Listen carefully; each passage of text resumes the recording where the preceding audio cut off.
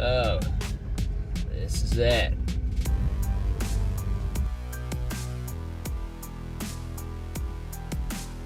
Can't believe we're actually doing this. Here we go. Come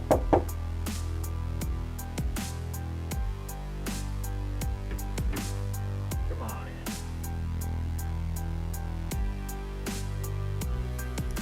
What's your name? Caleb Regas. This is just a test audio. You don't need to change your voice, and that also isn't your name. How dare you? I would never stoop so low to change my voice to make myself sound more regal and majestic. And that name has been in my family for generations. Okay, whatever. Let's just move on. I'm just kidding with you. This isn't real. I haven't been able to grow facial hair in years. Actually, ever. Yeah, never grew facial hair. Yeah, it was always a struggle. What do you believe is your greatest accomplishment? You know, what I think is probably my greatest accomplishment is making Phineas and Ferb land. Back in the day, you wanted to see Harry Potter? You could go to Universal Studios. You wanted to see Mickey Mouse? You had Disneyland. But where the heck was Phineas and Ferb? There wasn't anywhere you could go see Phineas and Ferb. And I wanted that. I wanted to walk by Doofenshmirtz Evil Incorporated and hear the jingle. I wanted to build crazy stuff with Phineas and Ferb. I wanted to see Doof and Perry fighting over crazy, contrived naders. That's what I wanted. So, I made it a reality. And without a doubt, Phineas and Ferb Land is my greatest accomplishment. What was going through your mind when in the 2025 Summer Olympics you won gold in the 100, 200, 400, 800, 1600, 3200, 5K, 10K, and marathon?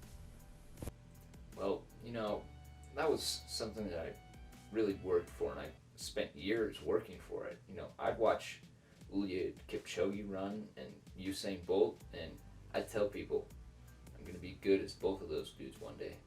And they'd be like, well, you can't be as good as the greatest sprinter and the greatest distance runner of all time. You're crazy, and it's just not how it works. And that was really hard. It really brought me down, but that was my dream, and I decided that nothing was going to hold me back from it. So when I was standing on that podium after winning that final event, knowing that I was the best at every distance, just the greatest feeling of tranquility, disbelief. It honestly took me days to realize that this wasn't a dream, and it was reality, and that I actually had finally done it. So after that 2025 Olympics, you became a daredevil. Can you tell us what led you to make that decision? Well, you know, after winning in every single distance, I just didn't feel a need to continue on with the sport. So I decided to move on to something else, a new thrill. Now I could have just retired and become an eccentric billionaire, but the high after winning like I did was so intense that I felt invincible to the point where it was probably not healthy. So I started doing stunts and tricks. You know, it started out small with me doing backflips over the Grand Canyon and trying to dirt bike up Mount Everest. It eventually got to the point where I was trying to hydroplane a sports car across the entire Pacific Ocean. Yeah, that was not smart. Your famous dogwood flower carving brought about world peace and ended poverty. Was that your original goal in making it, or did you have an ulterior motive for it? I actually made that carving for a girl. Can you explain further? I'd rather not talk about it. Can we just move on? Next question. One last question for you. Do you still maintain your controversial opinion that Batman could beat the crap out of any other superhero? Yeah, totally. I mean, this shouldn't even be a question. I mean, Batman's smarter than every other superhero. He's more clever than every other superhero. He works harder than every other superhero. There's no one that could take him. And anyone that tells you Batman is a lame superhero is an absolute idiot and a buffoon. And I can't think of any superhero that could hold their own against Batman. What about Captain America? Captain America? you're telling me you think Pretty Boy could hold his own against Batman? Yeah? Are you... How do you think this? That...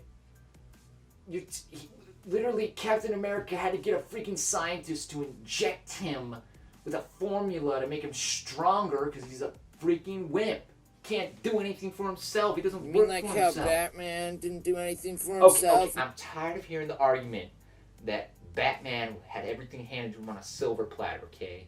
Just because his parents died and gave him money doesn't make him a freaking privileged boy, okay? His parents died in front of his eyes, okay? And then he decided to do something about it by himself. He worked for everything he had. What did Captain America do, huh? He let somebody do it for at him. least Captain America doesn't have a stupid costume. You know, I'm No one tired likes of it. pure black. It's just gross. You- Ow! Stop that! hurts, huh? Huh? Ah! You know what's gonna hurt more? Come on, whatever happened to it? I could do this all day, huh?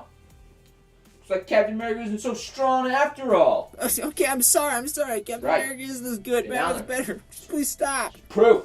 Ah. Batman's better. Captain America's got nothing on him. Hey, we can cut that out, right? People don't need to know about that, right?